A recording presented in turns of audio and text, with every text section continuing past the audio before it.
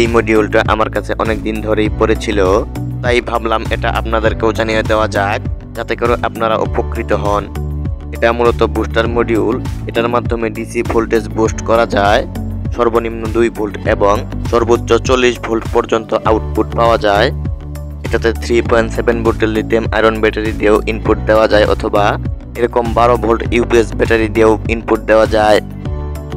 ব্যাটারিগুলোতে অনেকটাই কম আকারের ভোল্টেজ থাকে, যেটা রাউটার কিংবা অনু চালানোর জন্য উপযোগী নয়।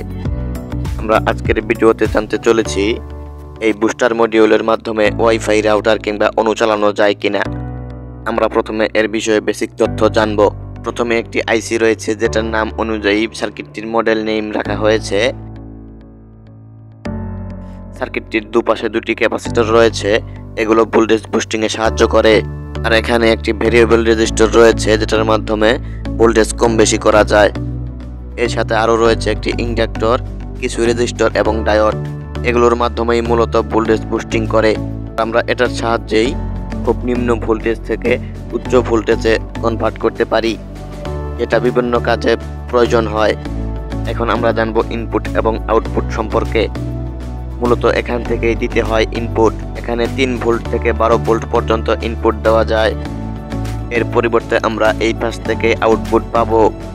সর্বনিম্ন 1 ভোল্ট থেকে সর্বোচ্চ 14 ভোল্ট পর্যন্ত পাওয়া যাবে এখান থেকে। এই ছিল আমাদের বেসিক তথ্য।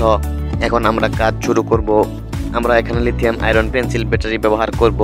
ব্যাটারিটি আমরা সোল্ডার করে নেব। অবশ্যই পোলারিটি মেনটেন করতে হবে, যাতে করে সার্কিট বার্ন হয়ে খারাপ না হয়ে যায়।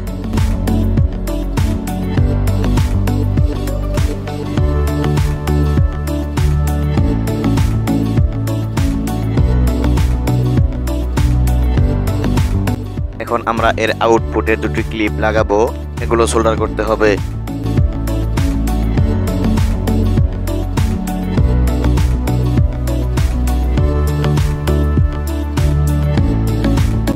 সোল্ডার করার পর দেখতে হলো এরকম। এখন আমরা একটি মাল্টিমিটার দিয়ে চেক করব এর ভোল্টেজ কত দূর যেতে পারে। মাল্টিমিটারে ক্লিপ দুটো অ্যাটাচ করব আর ভোল্টেজ চেক করব।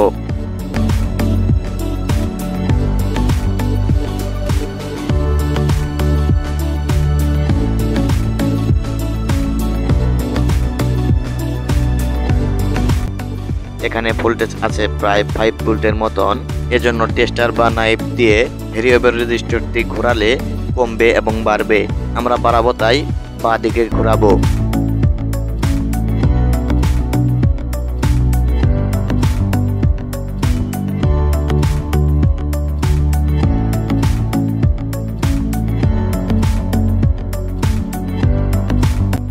আমাদের ব্যাটারিতে চার্জ শেষ হয়ে যাওয়ার কারণে ভোল্টেজ বাড়ানো সম্ভব হচ্ছিল না।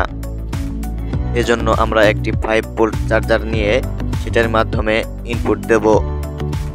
আপনারা অবশ্যই দেখতে পাচ্ছেন ক্লিপটি লাগানোর সাথে সাথে 40 ভোল্ট হয়ে যাচ্ছে। এর মানে ব্যাটারিতে পূর্ণাঙ্গ চার্জ নেই। এর কারণেই মূলত বুস্টার মডিউলে ভোল্টেজ বাড়ছিল না। আমাদের যেহেতু 40 ভোল্ট প্রয়োজন হয় না, আমরা সেই জন্য 12 ভোল্টে এনে সেট করব, যার দ্বারা এলইডি বাল্ব কিংবা রাউটার বা অনু চালানো যায়।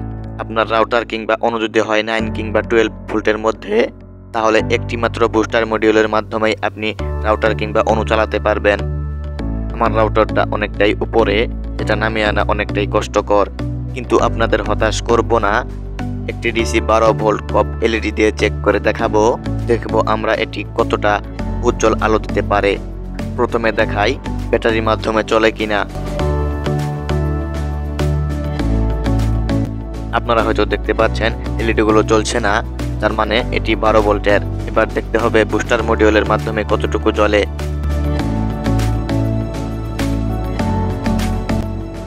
আমরা দেখতে পাচ্ছি খুব ভালোভাবেই জ্বলছে, অনেকটাই উজ্জ্বল হয়ে জ্বলছে।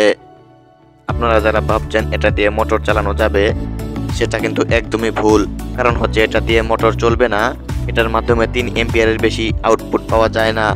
মোটর চালানো না গেলেও 12 ভোল্ট কিংবা 24 ভোল্টের যে কুলিং ফ্যানগুলো থাকে, সেগুলো কিন্তু অবশ্যই চলে। আপনি যদি এটা দিয়ে রাউটার কিংবা অনু চালান, তাহলে এটি আপনার জন্য উপযোগী। আপনার রাউটার যদি হয় 9 ভোল্ট কিংবা 12 ভোল্টের আশেপাশে, তাহলে আপনি 11 ভোল্টে সেট করে দুটোই চালাতে পারবেন। এই ছিল আমাদের আজকের ভিডিওটি ভালো লাগলে লাইক করুন আর বিভিন্ন গ্যাজেট সম্পর্কে আইডিয়া পেতে এখনই সাবস্ক্রাইব করুন মেক টেকনোলজি বাংলা চ্যানেলটি আর বেল আইকনে ক্লিক করতে ভুলবেন না। ধন্যবাদ সবাইকে ভিডিওটি দেখার জন্য।